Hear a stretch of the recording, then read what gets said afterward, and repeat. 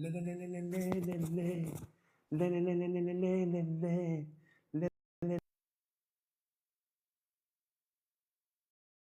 يابا يابا يابا يابا يابا يابا يابا يابا يابا يابا يابا يابا يابا يابا يابا يابا يابا يابا. حبيبي يا استاذ محمد يا روح قلبي، تسلم. صباح الفل يا حبيبي، صباح الفل يا روح قلبي. تحياتي للاردن حبايبي، ربنا يبارك فيكم. عوده بعد غياب يا اخوانا. نحاول بقى نستنهز الفرصه النهارده بسبب توقف الحرب عشان نتكلم شويه كده في الاحداث العالميه والمحليه والاقليميه. حبايبي ربنا يبارك فيكم، وحشنا، ربنا يخليكم، ربنا يبارك فيكم يا رب. حبيبي يا استاذ محمد ابو زهر على راسي، حي الله النشامه. ما ينفعش اجيب هنا عشان زراعه الشعر بس. حبيبي يا استاذ محمد، الحرب وقفت. ايوه.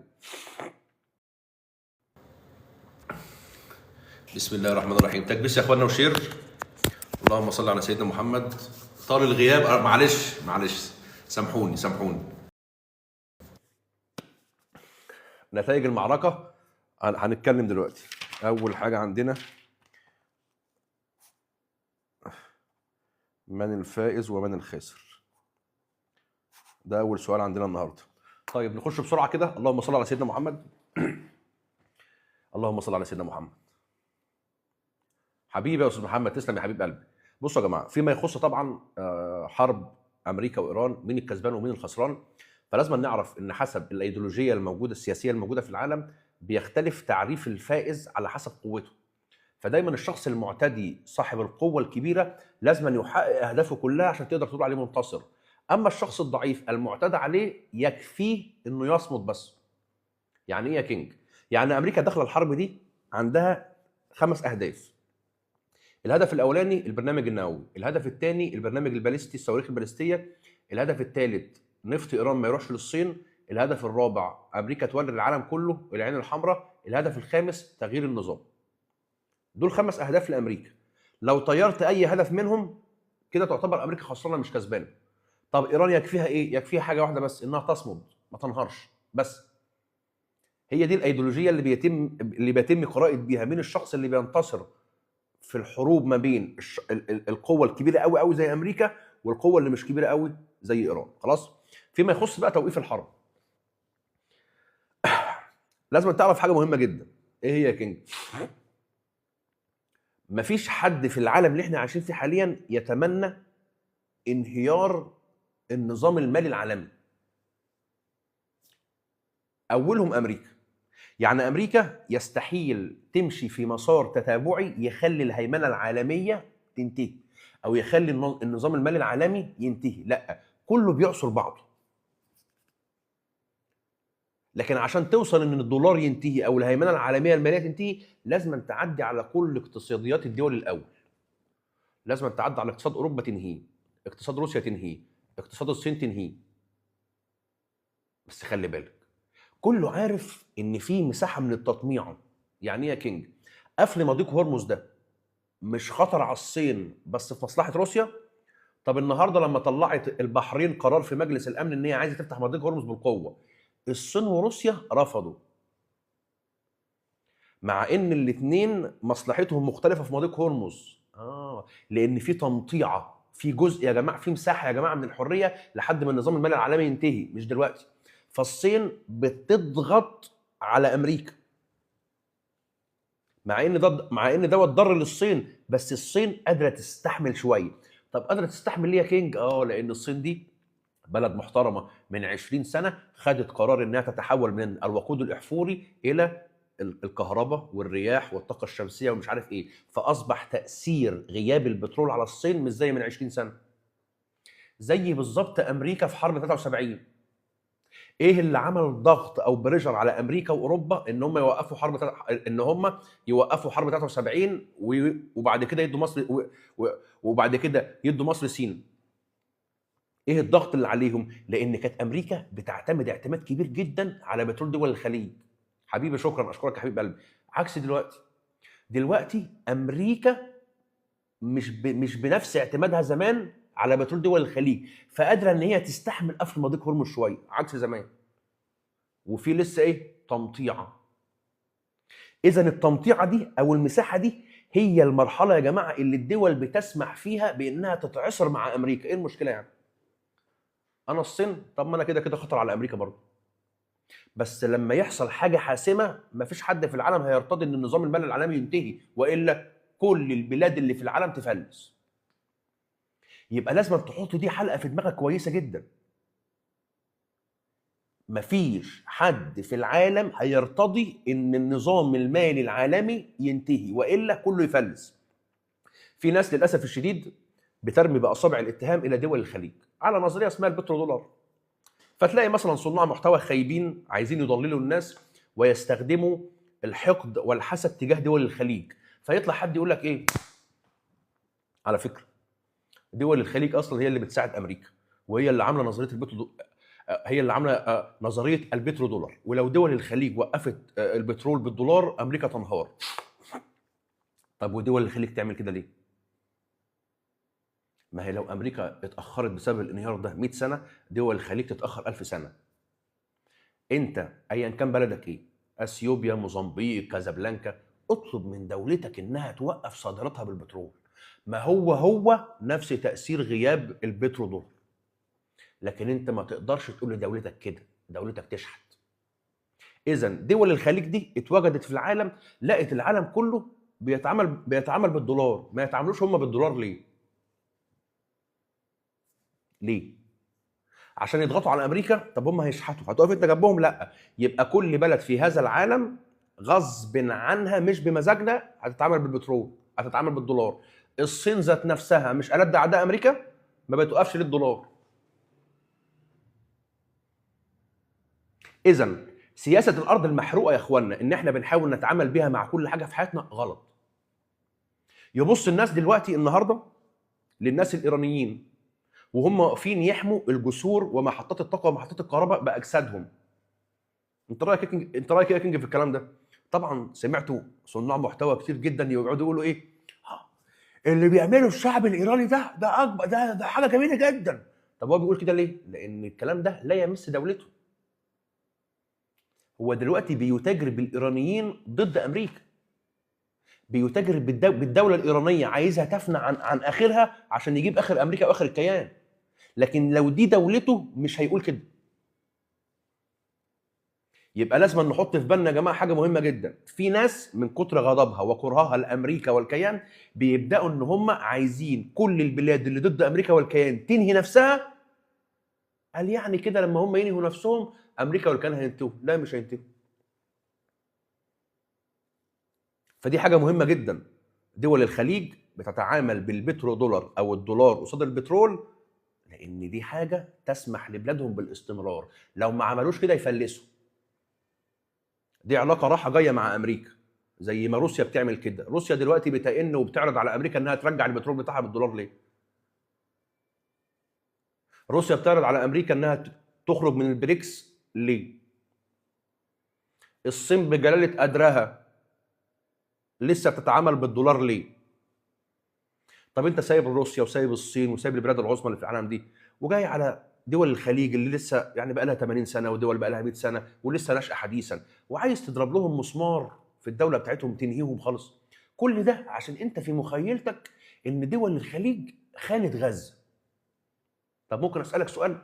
ايها الجزائري، ايها التونسي، ايها المغربي، ايها الموريتاني، ايها الصومالي، ايها السوداني، ماذا فعلت بلادك لغزه اكثر مما فعلت دول الخليج؟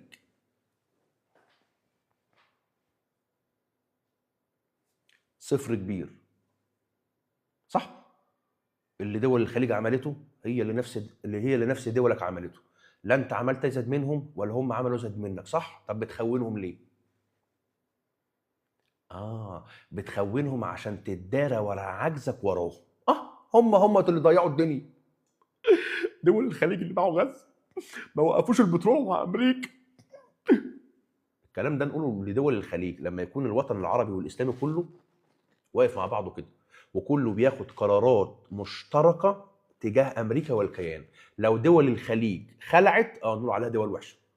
انما مفيش حد عمل حاجات لغزه اكتر من دول الخليج.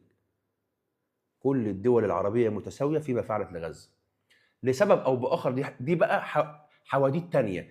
انما لو انا بعدت البوصله شويه كده كله زي بعضه. طب انت ليه عايز تطلع دول الخليج خاينه؟ ليه؟ يبقى في هنا حته مش كويسه تجاه دول الخليج. يبقى الموضوع مش غزه.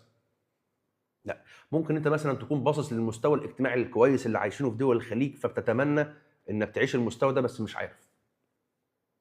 لدرجه ان في ناس ممكن تقول مثلا يعني دول الخليج المفروض فلوس البترول دي توزعها على الدول الاسلاميه كلها. ليه؟ انت في تونس او الجزائر او المغرب لما بتلاقي نفط ولا غاز ولا حاجه بتاخده وتوزعه على بلاد المسلمين؟ لا. بتدخل احمد في الحاج احمد ليه؟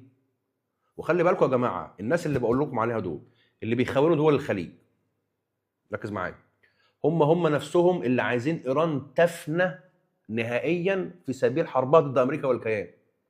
هم نفس الناس اللي عايزين اي حد بيواجه امريكا والكيان يجي على الارض خالص طالما مش دولته. طب الناس دي اكيد بتوع ايه؟ دي الناس اللي بتبص للموضوع من زاويه واحده اسمها سياسه الارض المحروقه. هو ما يهموش دول الخليج ولا يهمه ايران ولا يهمه نيل، هو يهمه بس يبقى قاعد في البيت عنده محتوى وعنده ترندات وعنده احداث بيتكلم عليها. طب البلاد دي يحصل فيها ايه؟ ما تروح في ده، وانا مالي؟ ما ايران تروح في 60 داهيه، والشعب الايراني اللي واقف يحمل جسور ومحطات الطاقه ومحطات الكهرباء باجساده ما يروح في داهيه. بس اشوف امريكا مذلوله. الله، يعني انت عشان تشوف امريكا مذلوله تخلي ايران تنتهي؟ يعني انت عشان تشوف امريكا مذلوله تخلي دول الخليج تنتهي؟ ايه المنطق ده؟ لان للاسف الشديد لما يمارس الجهل عن عمد في الامه الاسلاميه يا جماعه، ناس كتيره جدا بتصدق الكلام ده، ناس كتيره جدا بتؤيد الكلام ده. ليه؟ جهل، جهلاء. تخيل معايا كده، كنت ماشي امبارح في لايفات التيك توك، لقيت ناس والله العظيم بيتكلموا بيقولوا ان في انقلاب عسكري في امريكا. امريكا فيها انقلاب عسكري؟ طب هو بيقول الكلام ده ليه يا كينج؟ عشان الناس اللي قاعدين بيسمعوه هو مستحمرهم، هو مستعبطهم، فهم عايزين يسمعوا الكلام ده. ليه؟ جهله ما يعرفوش ان من رابع المستحيلات ان يقوم حاجه زي انقلاب عسكري في امريكا. ليه يا كينج؟ ليه؟ تخيل معايا كده بالراحه خالص. معلش لايف النهارده هيكون مكثف يا جماعه، نتكلم في كل حاجه. هتطلع من لايف النهارده قسما بالله العظيم لا يجاريك احد في اي شيء في العالم. تخيل معايا كده، لما اجي اسالك سؤال، مين اكتر واحد في العالم دماغه تعبان؟ اكتر مسؤول في العالم دماغه فيها حاجه مهويه؟ مين؟ جاوبوني في الكومنتات كده.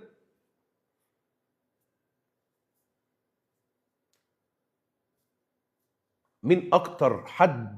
تعالى تعالى يا ابني.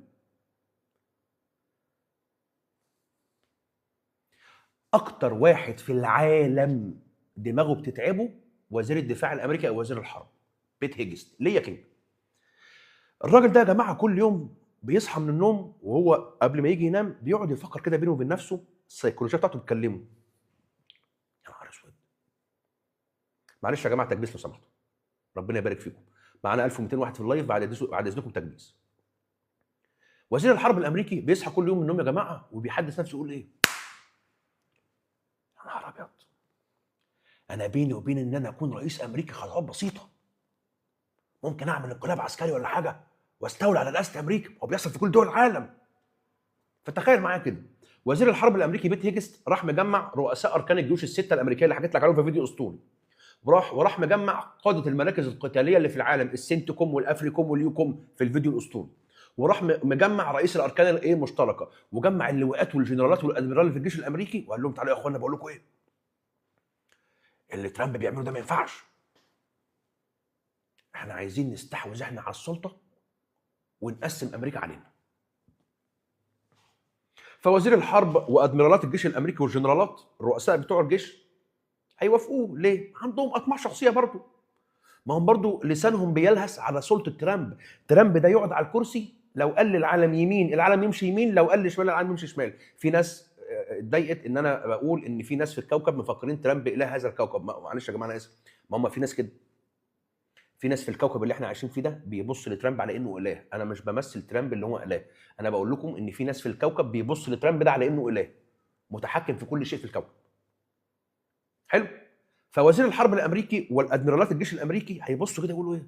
طب ما نعمل انقلاب على ترامب ونمسك احنا الدوله. ايه اللي هيجرى؟ يعني نقسم على بعض الدوله، وانت يا وزير الحرب تاخد الحته الفلانيه وانا اخد الحته العلانيه، انت تاخد كاليفورنيا وانا اخد ميشيغان، والكينج ياخد تكساس عشان يغني راتل ستيك ستون كولد ستون كولد ستيف اوست مثلا يعني. بس الناس دي مش هيعرفوا يعملوا انقلاب الا لو قدروا يقنعوا الجنود والعساكر. فهيجمعوهم في ميدان تايم سكوير الموجود، ميدان تايم سكوير، ماديسون تايم سكوير ده اكبر ميدان في امريكا في نيويورك. هيجمعوا الجنود والعساكر الامريكيين والضباط الامريكيين والمشاة مارينز والكلام ده كله. تعالوا يا اخوانا، الو، انا وزير الحرب الامريكي وعايزين نعمل انقلاب على ترامب، وبقول لكم ايه، انتوا لازم تساعدونا في الانقلاب عشان هنديكم مزايا، وندي كل واحد شقه في صحاري كاليفورنيا يبنيها ليه ولعياله، ونديكم عربيه ونديكم مرتبات والكلام ده كله. ما هو رد فعل الجنود والضباط الامريكان يا اخوانا؟ هيوافقوا ولا مش هيوافقوا؟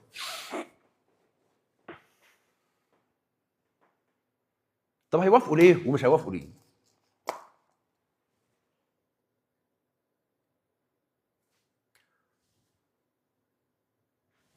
مستحيل يوافقوا. ليه مستحيل يوافقوا؟ عشان حاجتين. اول حاجه لان دي ناس متعلمه، عارفين ما هي تبعات حدوث انقلاب في اي دوله، هتوديهم لفين، ودي ناس متعلمه وبتحب بلدها من قلبها بجد. رقم اتنين، لان امريكا هي اللي بتهندس الانقلابات في العالم كله. فازاي امريكا اللي بتهندس الانقلابات في العالم كله يحصل عندها انقلاب؟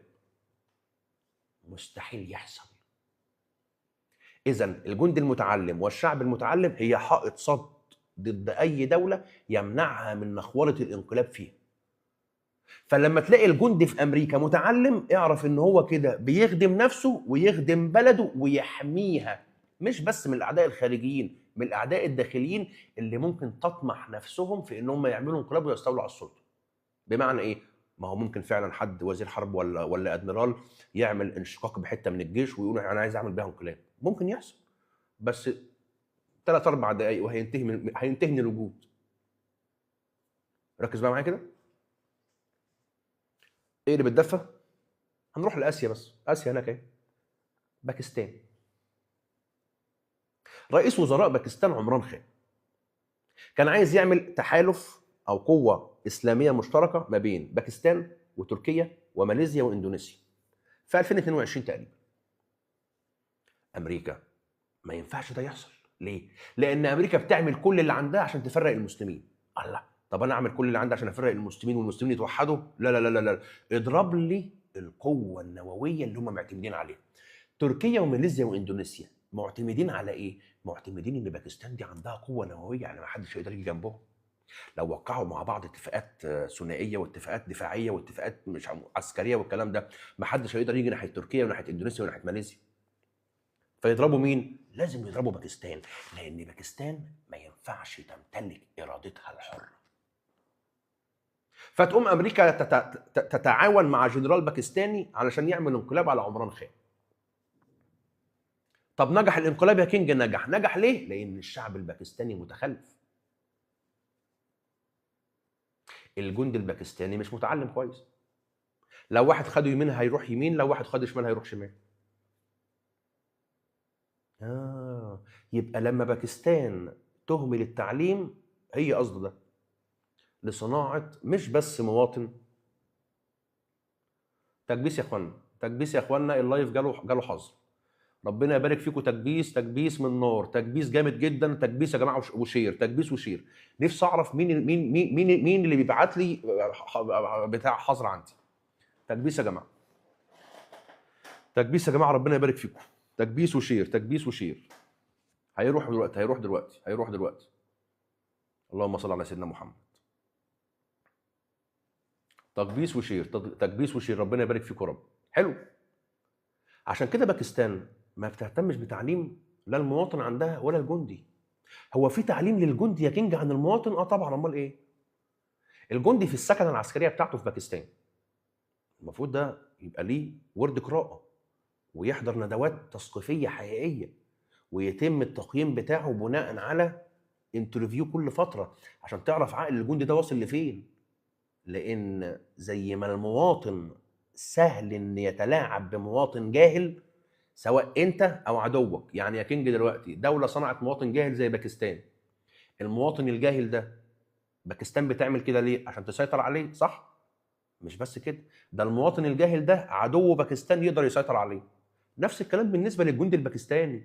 لو الجيش الباكستاني صنع جندي جاهل، يبقى الجيش الباكستاني هيسيطر عليه، واعداء الجيش الباكستاني ممكن يلعبوا في دماغه، ما هو جاهل، ما عندوش حدود عقليه، ما عندوش ابواب عقليه يعرف الصح ايه والغلط ايه. عشان كده يحصل انقلاب في باكستان، ما يحصلش انقلاب في امريكا. والسؤال هنا اللي سالته كتير قبل كده، ماذا لو امريكا ساعدت الجنرال الباكستاني ان هو ينقلب على عمران خان، وماشيين مع بعض زي السكينه في الحلاوه، وامريكا بتساعد الجنرال والجنرال الباكستاني بيساعد امريكا، حلو. هل ممكن يجي في يوم من الايام والجنرال الباكستاني يعارض امر من اوامر امريكا؟ اللي متابع الكينج في اللايفات بتاعته هيجاوب على السؤال ده صح.